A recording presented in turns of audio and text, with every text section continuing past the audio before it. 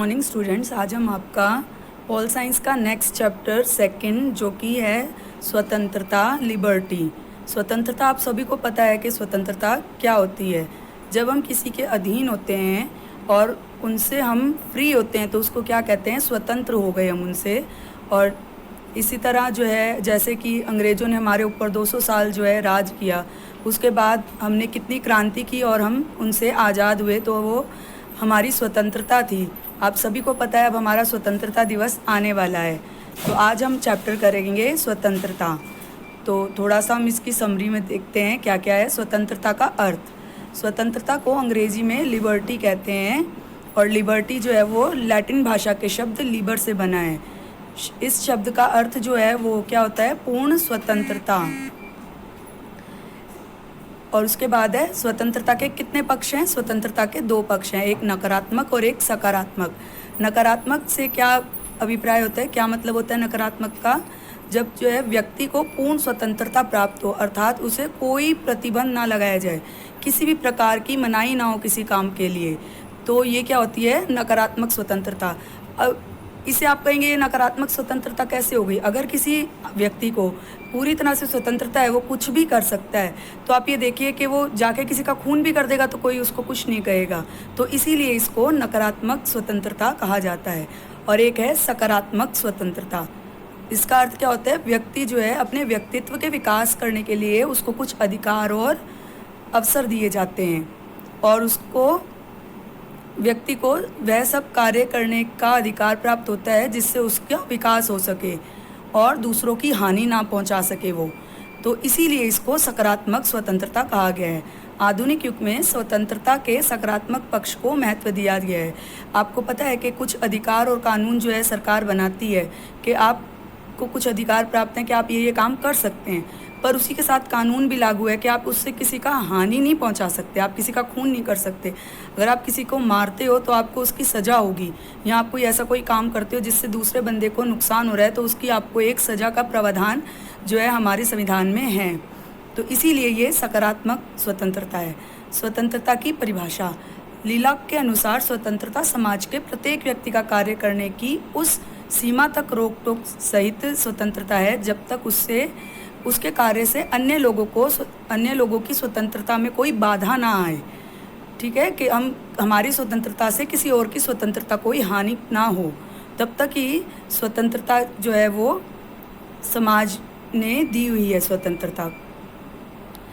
Mechanic के अनुसार स्वतंत्रता सभी प्रतिबंधों का अभाव नहीं है, बल्कि विवेकहीन प्रतिबंधों के स्थान पर विवेकपूर्ण प्रतिबंधों का लगाना है। ठीक है, नेक्स्ट है स्वतंत्रता के रूप। स्वतंत्रता कितने प्रकार की है।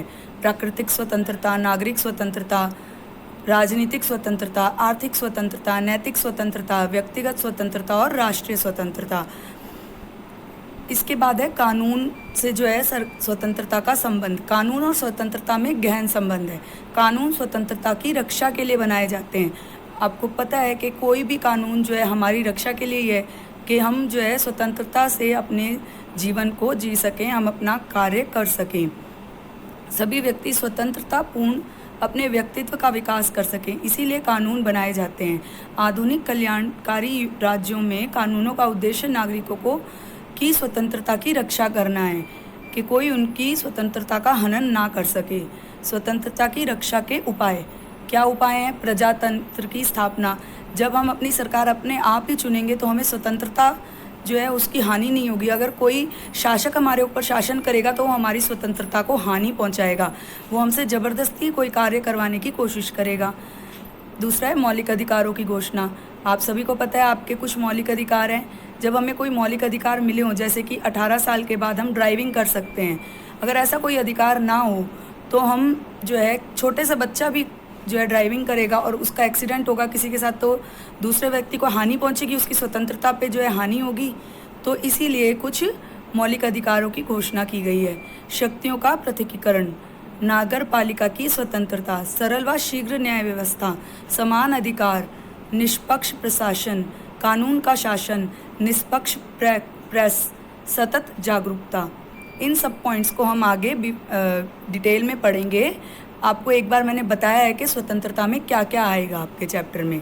तो हम पाठ्य पुस्तक के कुछ प्रश्न देख लेते हैं। स्वतंत्रता से क्या आशय है?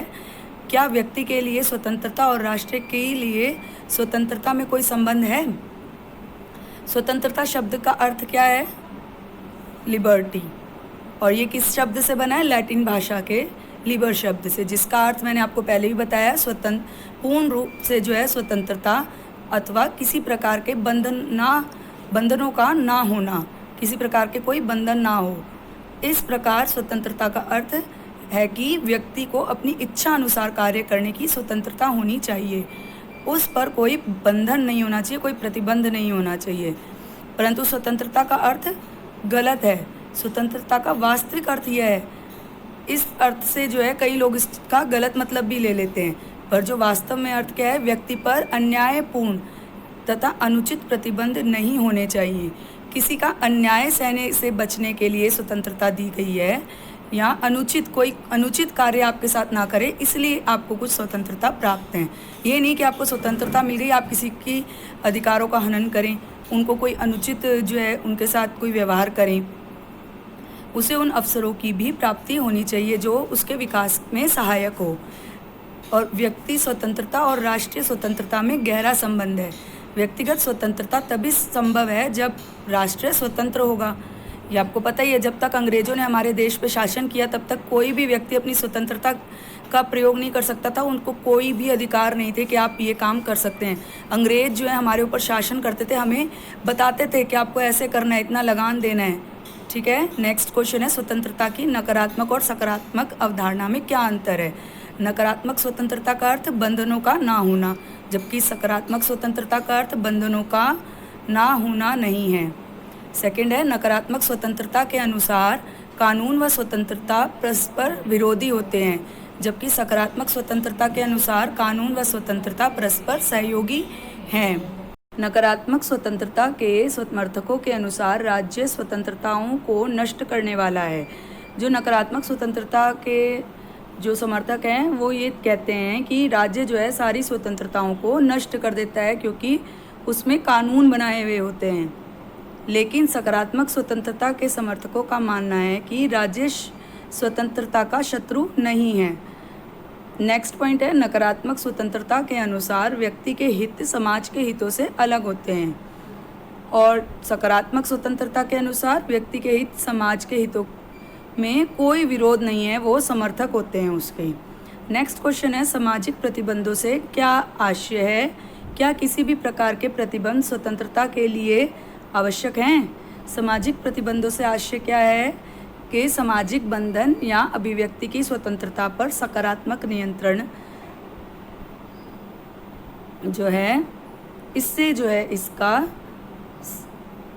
आशय निकलता है कि सामाजिक बंधन, हमारे कुछ सामाजिक बंधन हैं, और जो है अभिव्यक्ति की स्वतंत्रता, हमारी अपनी पर्सनल स्वतंत्रता जो है वो सकारात्मक नियंत्रण से है। जो सकारात्मक नियंत्रण है उससे है।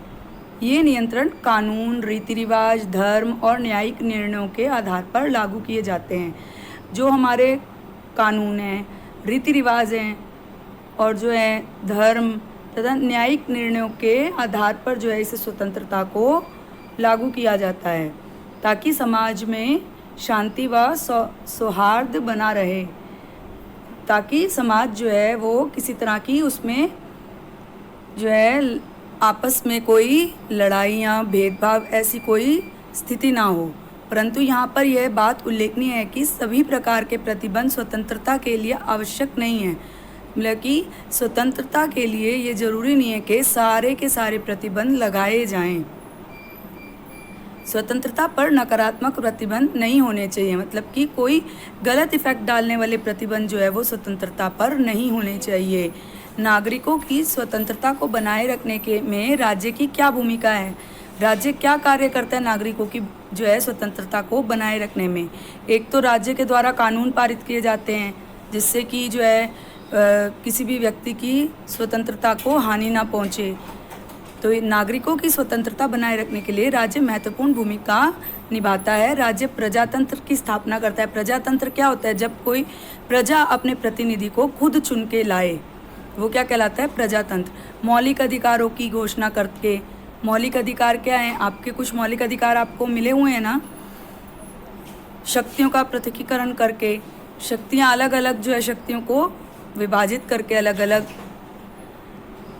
स्वतंत्र न्यायपालिका की स्थापना करके, न्यायपालिका कानून व्यवस्था को स्वतंत्रता प्राप्त होती है कि वो अपने कानून जो है अपने आप लागू कर सके।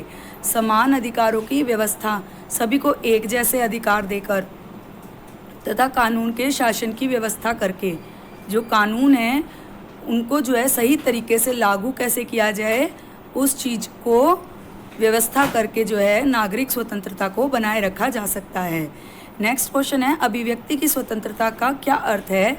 अपनी राय में इस स्वतंत्रता पर समुचित प्रतिबंध क्या होंगे, उदाहरण सहित बताइए। अभिव्यक्ति की स्वतंत्रता क्या है? प्रत्येक नागरिक को जो स्वतंत्रता मिली हुई है, जैसे कि भाषण देने की, विचार को प्रकट करने की, जो है हमें स्वतंत्रता प्राप्त है। हम कोई भी बात बोल सकते हैं अपनी, कोई भी नागरिक बोलकर या लिखकर अपने विचारों को प्रकट कर सकता है। अभिव्यक्ति की स्वतंत्रता पर कुछ समुचित प्रतिबंध लगाए जाते हैं, कुछ जो है प्रतिबंध लगाए जाते हैं, नहीं तो जो है कोई भी व्यक्ति कुछ भी अपमानजनक शब्द बोल देगा, कोई भी ऐसा शब्द लिख के कोई लेख बना देगा जो कि लेखा दूषण हो उसमें, या मानहानि हो किसी की, न्यायालय का अपमान करने के कारण, सदाचार और नैतिकता का आधार तथा राज्य की सुरक्षा के आधार पर जो है समुचित प्रतिबंध लगाए जाते हैं। तो इसी के साथ जो आपका ये पाठ्य पुस्तक वाले जो क्वेश्चन थे वो आपके ख़त्म हैं। आगे अगली क्लास में हम लॉन्ग क्वेश्चन करेंगे। Thank you.